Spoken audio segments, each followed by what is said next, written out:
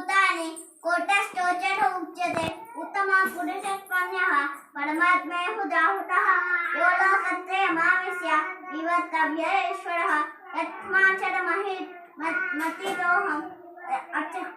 अक्षरात्मनि चोत्तमः ततोऽस्मि लोके वेदे च प्रेरितः पुरुषोत्तमः यो मामेन सम्बूढो जातादि पुरुषोत्तमं सर्वविद्येति सर्वभावेन भावता इति उक्तं कमं संविदुक्तं मया लगम् एतद् बुद्ध्वा बुद्धिमान् च कुतः कुच्यस्तवादः